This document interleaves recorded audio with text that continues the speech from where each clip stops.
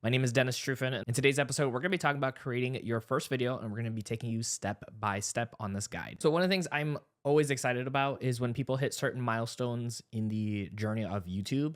And I just had a member in my academy just hit over 1,000 subscribers. And that's a huge milestone for a lot of people. It's one of the toughest things to get through when it comes to building up a YouTube channel, because that tends to take some time to be able to get to that number. Some people can jump faster in that process, but for majority of people, it usually I would say can take a couple of months to get to that point. And that might seem like a long time, while also realizing that you're going through a lot of learning phases. You're learning a whole bunch of different things that you got to take care of when it comes to creating videos on YouTube. You're wearing a lot of different hats. And so for most people, I would say it can take a couple months to get to that point. So usually for me, I'm not like a big focus on, like, I don't focus a lot on subscribers. What I focus on typically is the views. But when you get really, really close to like big milestones like that, like, you know, your first 100 or your first 1,000, 10,000, 100,000, it gets really exciting to celebrate, because we want to celebrate. We want to cheer on people when they hit these like big portions in their journey through the process. So it was really cool to be able to have somebody in my community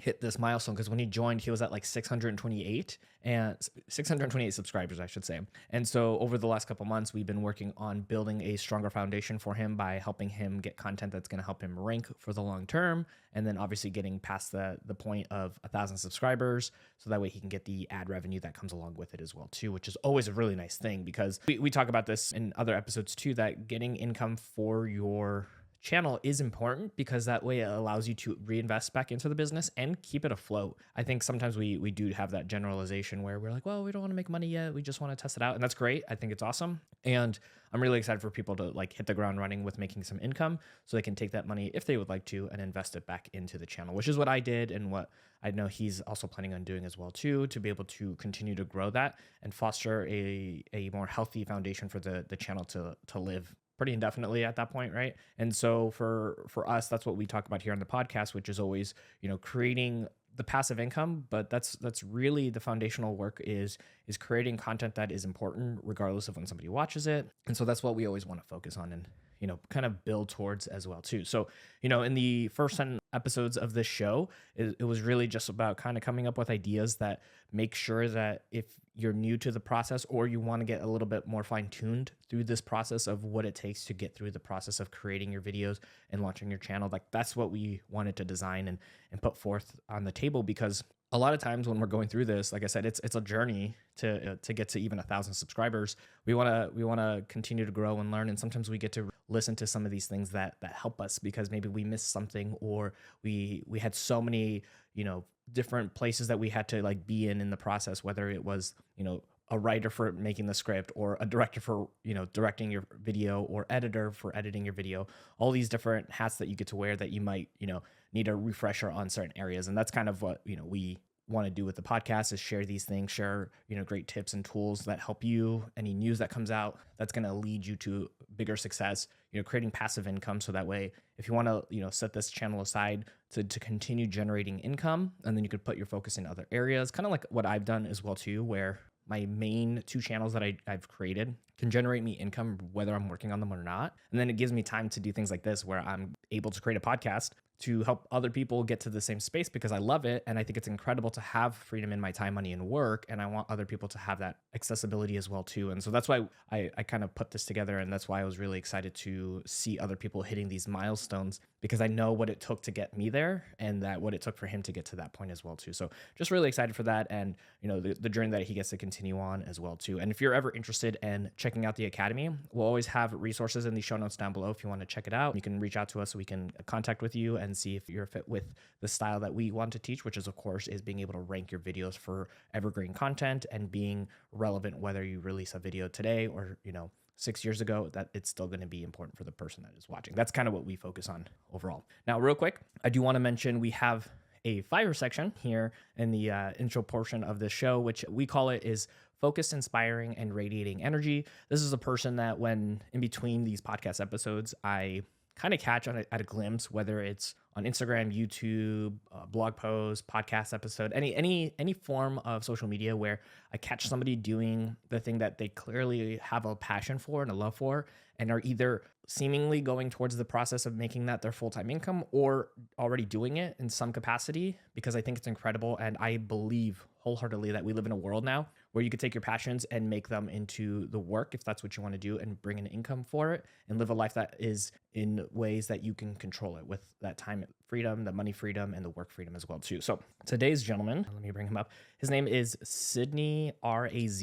He's a gentleman who I think he like kind of blew up on TikTok, where he's like, I didn't know this before I wish I knew this before I was 30. And he consistently was doing that, like just sharing things that he kind of came to a realization about and was sharing it with the world. And now he's been able to grow pretty extensively. And I believe, if I saw it correctly, he's actually wanting to convert from like short form videos to long form videos on YouTube. And so it's going to be really interesting to see him kind of make that transition and help teach people different ways of like looking at the world and seeing things. And that's exciting because you could see that he has a passion for this kind of stuff, where he's seemingly, helping people understand different ways to utilize the tools in their lives, and, just being more aware of their surroundings as well too. So very excited for him, and, just constantly looking at people that are doing the things that they love. And it gets me always excited to share that with you guys, because to me, it's a very important part of the process of being able to talk about the things you love and share it with the world as well too. So like I mentioned, today's episode is creating your first video on YouTube, and this is going to be a step-by-step guide. So we're going to kind of break some things down.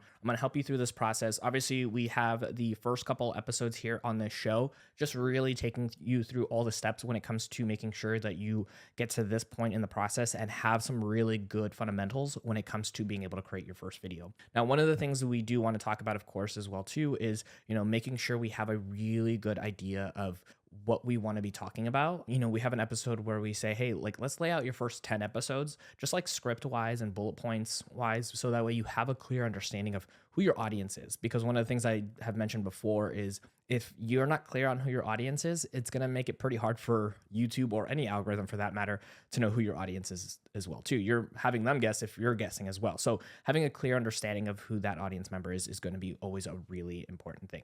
Now, one of the things that we want to help with, of course, is get to the point of recording your first video, because it can be a daunting task. And I know a lot of people have that, perfectionism thing where they want to make sure everything looks perfect. And one of my favorite stories to tell people is actually that my very first video, I actually said the name of my channel incorrectly. Like, I said it wrong, like not like crazy wrong, but I forgot a letter in the title of my channel, which is fantastic and perfect. I love it. I actually love showing people that, because it's starting ugly, really. It's like just getting things out there so we can figure out what works best and what doesn't. The audio wasn't great, which is always something I recommend to people, is like, at least get your audio fine-tuned first and foremost. The quality of the video didn't look great, and then obviously I wasn't really good on camera, so to speak. And what I love about that is that, when I compare that to videos I release nowadays, like it's day and night, right? It's so different, but I didn't get there instantaneously. There's this Japanese word called kaizen that, in the short form of it, is improving 1% at a time. And that's pretty much what I did. And that's what I encourage people to do. So if you're going through this process with creating your very first video,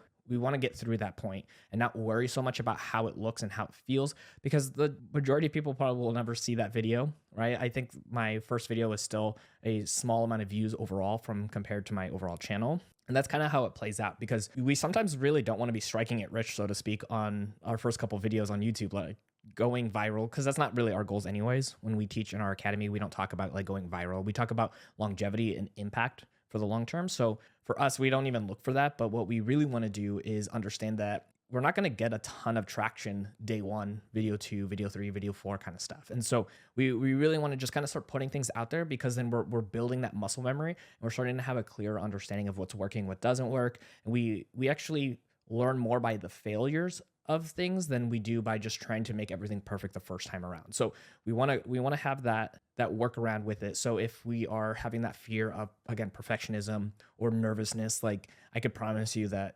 most people's first videos generally will be not that great. And sometimes that's not going to be the case. There's going to be outliers who their first video they ever produce is going to be fantastic. But then also sometimes you see channels that have content creators with really good quality, but we don't know their backstory, that maybe they had experience in some capacity with creating video on other platforms in other ways. So we just want to take that in consideration. At some point, everybody always starts from zero. There are outliers in the space where sometimes they get a lot more attention at the beginning. But for the majority of people, it really is a growing process where you're going to get the videos out there, probably not get a ton of views instantaneously, because again, YouTube is also trying to figure who you are and then also trying to find your audience. And then you're also trying to find your kind of way of showing up on camera, showing up on like your creativity and everything else as well too. So I know I spent a little bit more time on this part than I was kind of intending, but I think it's so important, because if we're not getting that first video up and ready to go, then nothing else is going to effectively matter afterwards anyways, because we don't have that video. So we want to get that video out and going forward. So talking about this first video, we had, our outline of the first 10 and possibly some bullet points. So the first thing we really, really want to do is finalize our script or our bullet points. And we want to have a clear idea of how we're going to talk about the topic we're going to have on hand. There's going to be videos that we're going to go into more details on when it comes to like SEO stuff. But at the very beginning, I kind of don't want to focus on that right away, even though it's a very important aspect, like search engine optimization. That's what SEO stands for. I just tell people, like, let's get your first couple videos out, because that is so important to get that ball rolling, like we just mentioned earlier. So finalizing your script, finalizing your bullet points. Some people don't like reading word for word, and that's great. That's how I kind of do it. That's how I actually write these scripts for the podcast. I just have my bullet points, and I know the stuff like the back of my hand, so I can talk about them, just having an idea of, keeping consistent with the flow of the conversation. So if that's how you are with bullet points, go for it. If you want to do a script, go for it as well. I tell people all the time, because they're like, well, if I read off a teleprompter or if I try to read off the screen, you're going to see my eyes moving up and down. At the beginning, go for it. Like, it's not that big of a deal. I think what's more of a bigger deal is you actually getting that video out. Again, it's kind of coming back to that all the time, because it is such an imperative thing. I've seen so many times over and over again, people saying, hey, I want to start YouTube, and then they don't end up getting videos out, even though they got excited for it, because of the monumental task of getting that first video out. Like, once you get that first video out, you're going to get that ball rolling, and that snowball effect is going to start taking place. So let's go that route. So get your script or bullet points fine-tuned. And what I would recommend too, and again, if you didn't do this in your first couple of videos and now you're going to start doing it after this podcast episode, that's totally great. Keep the intro short and sweet. Let's get right to the point. I actually generally wouldn't do something where I would share who I am, or tell people to subscribe to the channel or like the video before I really give them any value. So I usually would recommend for people to put in the, hey, don't forget to like the video, don't forget to subscribe, and who you are, typically in the middle of the video. Go out with like a big punch at the very start of a video. So if you're going to teach somebody how to crochet, right, just get right into it. So hey, today I'm going to show you how to crochet a dog. I don't know. But like, just like get started right away. And then in the middle of the video, be like, hey, if you guys are enjoying this, make sure you subscribe for more content like this. My name is Joe, blah, blah, blah.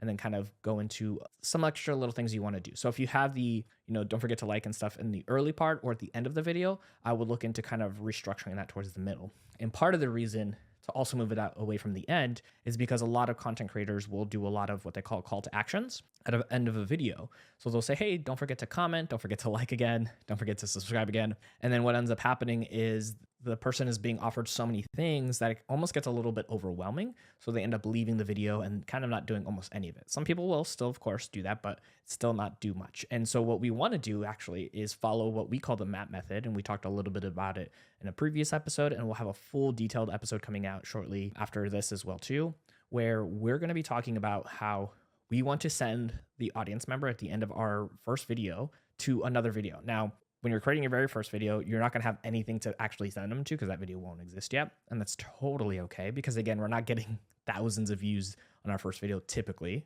So what we would want to do is kind of find a way to have like a cliffhanger at the end of our video with the intent of knowing what we want to make next. We don't have to like be very specific, but we want to like have a conversation with where they're going to want to go to next. So, if we're going to stick with the crocheting portion, maybe it's crocheting a dog is the first episode, and then we want to crochet a cat next, right? And so we can say at the end of our video, instead of saying, hey, thank you for watching and all this, the bullet points or the script should read something more of like, end quickly, point to next video, or, mention next video. So then you would just say, hey, and that's how you crochet a dog. Now check out how to crochet a cat, and like point at the screen or somewhere, because in post-production, you can actually add another video at the end of your screen, which is a really cool feature. So that way you can keep people on the platform longer. So again, even though you won't have a video after you create your first one, that's going to be okay that you're pointing to nothing for a little bit until you get that second video out, and then you can update the back end so that way you can showcase that there's another video for that person to click on. And that's really, really important. And I would encourage to look at the ways that you can connect every video that you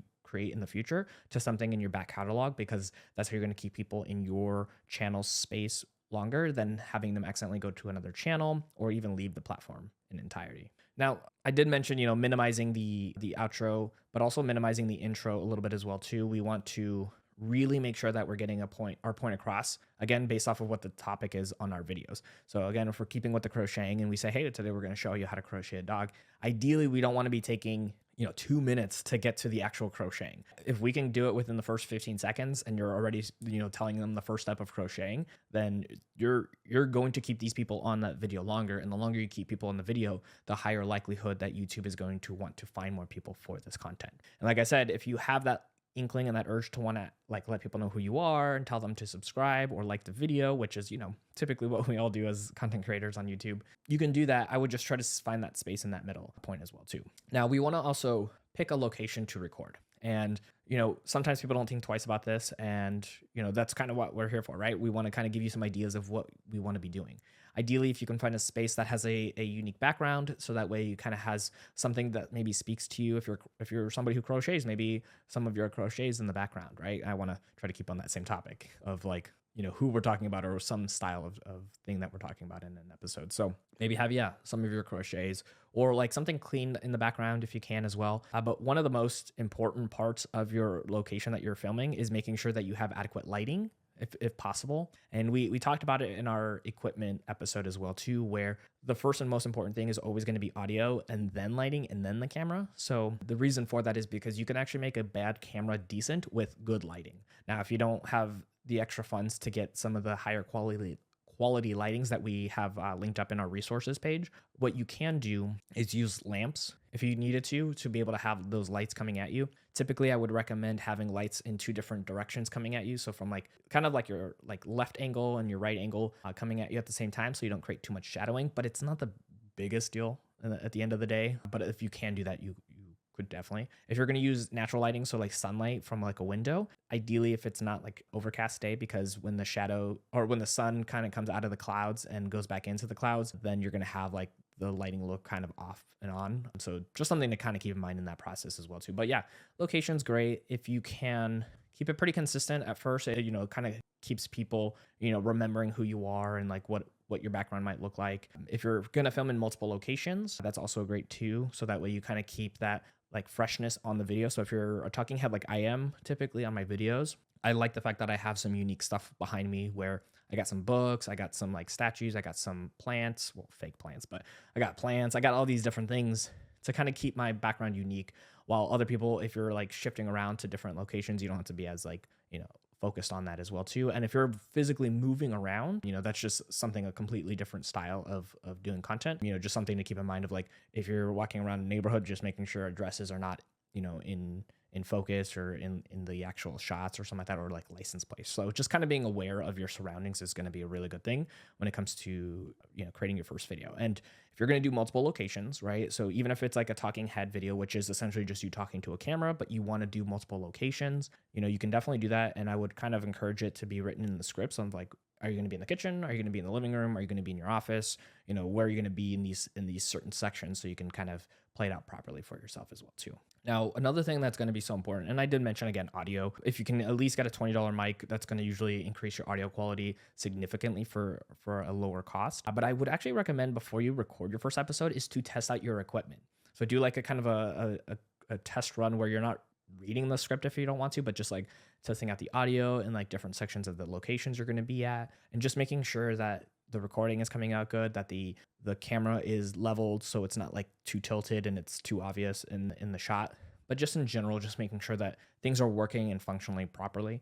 If you're going to be using your phone, making sure that you learn to put it on do not disturb so people don't call you and stops the video, because that would be the worst. Because having gone through the process of making over 800 videos, there have been several times over where things did not go properly, and it's a gut-wrenching feeling as a creator, where you spent all this time and energy and then the content doesn't come out well, or doesn't come out at all because it didn't record the audio, didn't get the video maybe this time, maybe something else happened that just caused some issues. And I wouldn't want that to happen to your first video, so I would encourage to test these things out. I still do audio tests before typically any video.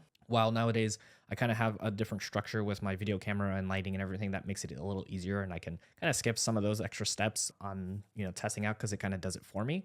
But as far as just getting started, I would highly recommend doing all those test runs because it is going to be so important. Now, going through the recording process, there are a couple different things that you can do, and we talked about this in the editing episode as well too. So if you haven't listened to that, you can actually hop back one episode, I believe, to be able to go through and learn how to edit your video, which I actually released before recording this video, which is learning how to record your first video. And the reason I did that is because even though editing editing comes in after you've recorded your video, I wanted to share insights and things about it before you hit record, because there are some good things to know based off of editing. Whether you're editing the videos yourself or you're having somebody else edit the videos for you, there's really good pieces of information to be aware of as well too. So go back and listen to that entire episode to help you out before you hit record, because I think that will lead you to bigger success for even your first video, second and third video. But a really good thing to know, in case you can't go back and listen to that one at the moment, is just making sure that you have a way to kind of have a good understanding of if a clip that you've recorded is not going to be worth anything. Like maybe you stumbled on your words and you need to kind of pause it and then restart. There's like a clapping method that I talk about in that episode and some people have used, or different ways to be able to tell that that clip wasn't useful, so you're not spending so much time in the editing portion of this process, having to watch the entire clip and not, and then figure out that it's not the clip you need or whatever. And so you can just kind of go through and chop those things off. Now, once you hit record, it can get a little nerve-wracking and also a little exciting. We stumble on our words sometimes. We, accidentally like do things on camera that maybe wouldn't be proper. So we feel like we have to completely start over. I can tell you, as somebody who's been doing it for so long, I've gotten to a point where I actually love having little hiccups in my videos where maybe I say the wrong word or stumble, and then I kind of just catch myself and then continue going on, because that's me being a human being. And the only times I nowadays actually cut things out are when I say something that's incorrect and I don't want to misinform the audience members, because I talk a lot about personal finance stuff. So I get to be very cautious with that, because I'm wanting to make sure I give them all the right information. So if I accidentally said the wrong thing and didn't catch it during the actual recording, then I'll, chop those pieces out or re-record that part. But I just want to make sure that like when I'm just accidentally stumbling on a word, or I've at times like sneezed on camera, I've actually let those things just stay in there, because it's actually kind of funny and I get comments about it sometimes, and those comments are engagement. So, if you want to cut those out, that's totally great. But also keep in mind that, you're a human being, and having these little things here and there actually sometimes give you a more unique edge against other people who cut everything out, so they look pretty stale when it comes to how they show up on camera. And speaking of like showing up on camera, like I said, even my very first video, it was something where I was so nervous. I didn't really know how to do it properly. I've actually recorded videos prior to the first videos on my main channel that's become successful. So I've had a little bit of experience being on camera, but not to that level, and not to the information that I was sharing.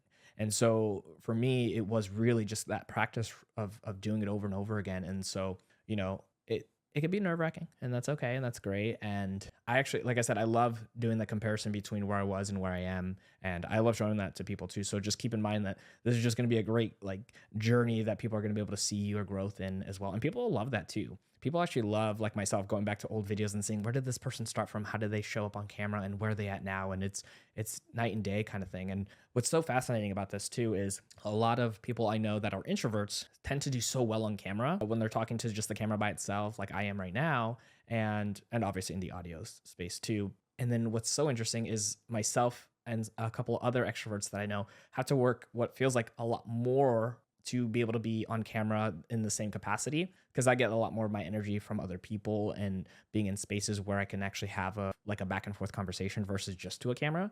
So I had to actually do a lot more work towards that to be able to make that work. And so, sometimes it might come easy to some people, and if it doesn't come easy to you, I would just say keep doing the work, because that's what I got to do, and it was worth it. And it was something that over time I kind of was able to fine tune and make it work for myself and what I got to have. One fun tip that I saw work for a lot of people was, if you feel like talking to a camera is odd or strange and you can't really focus as much, what you can do is actually put a photo of somebody underneath or above the camera, so that way it feels like you're talking to a person, and when you're looking at the actual photo. So that can help for some people, not always the case for everybody, but just a little tip on that one for you, in case you did want to go and give that a shot, in case you were that nervous person like myself when it came to being on camera for the first time. Now, you hit record, you got your video gone through, and you felt like you did a pretty solid job. Like I said, we're not looking for perfection. We're not even looking for great. We're just looking for good. Like we just want to get something going and get that ball rolling. So we get that video recorded. I do typically recommend that after you stopped the video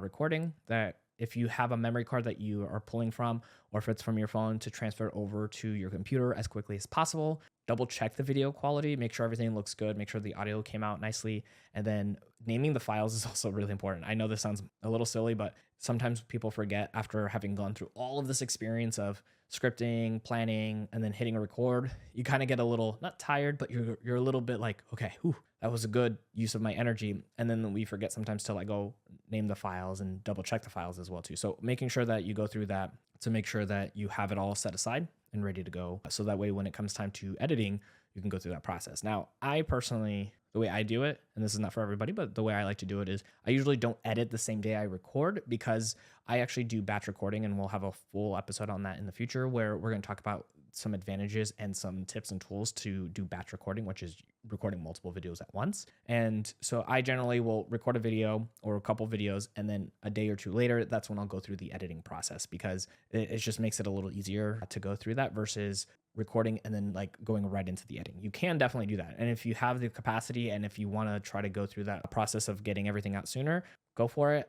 One of the other things I do recommend is, instead of getting right into editing, is after you're done recording, take a breather, work on like the thumbnail for the video, work on a description for the video, maybe even start planning another video or two. Give yourself a little bit of that breather, and then go into the editing process as well too. And again, go watch our other video if you want to kind of dive in a little bit deeper with learning about the editing, so you can kind of get that under your belt before hitting that record button as well. Now, I mentioned, not to worry about some of the details. Now, if in a video you accidentally completely forget something to say that is really like important to the process, one, you could obviously set your camera and everything back up, hit record, and get that piece in.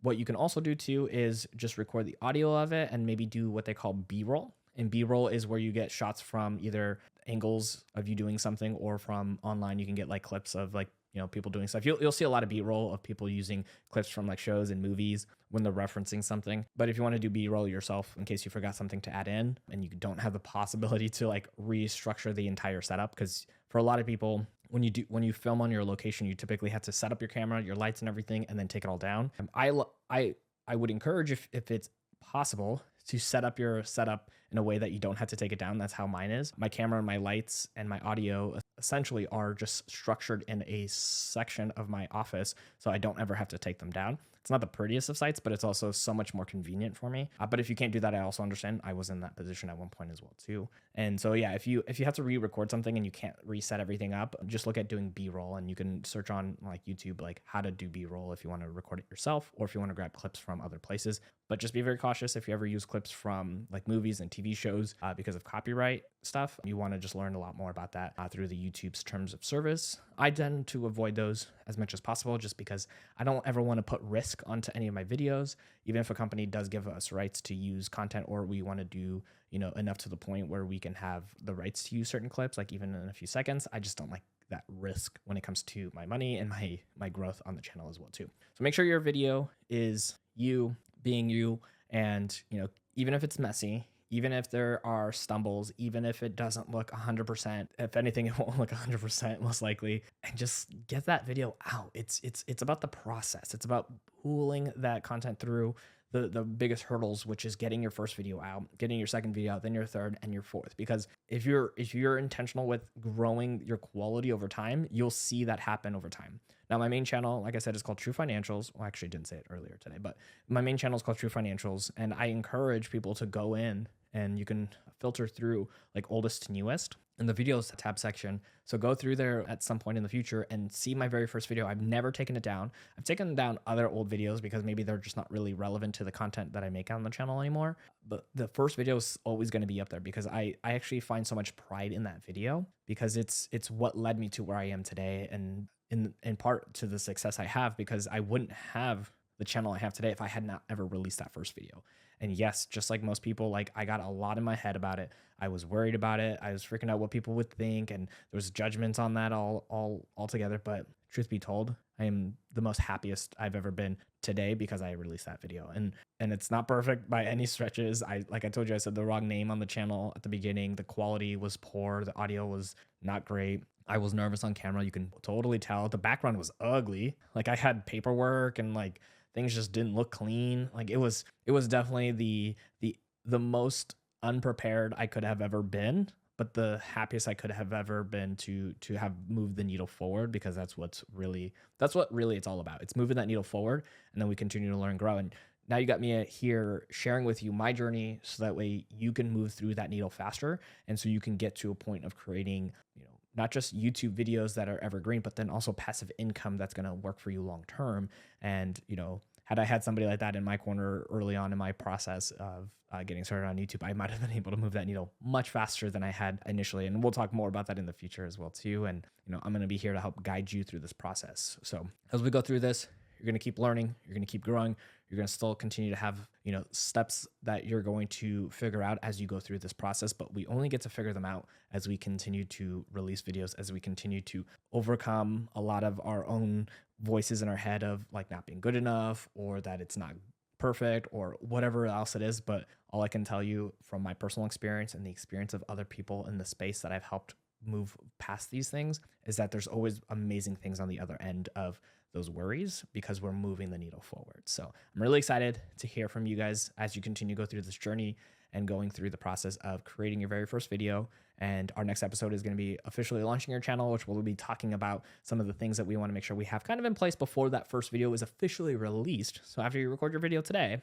or once you listen to this video and you record your actual video, well, once you listen to this show, I should say, and record your video, then we're going to go talking about, making sure you have everything kind of like your I's dotted, your T's crossed before officially releasing that video. So that way you're kind of on a good path to having great success. And if you've already released your first video, definitely still listen to the next episode, episode 10. So that way you can make sure that you officially launch your channel with all the great things that come with it. So making sure that you check all the boxes off properly and get to a place where you're going to have amazing success for the long term, because that's what I'm here to help you do. And I'm here to guide you through this process, so that way you can achieve the freedom in your time, your money, and your work. Thank you so much for listening.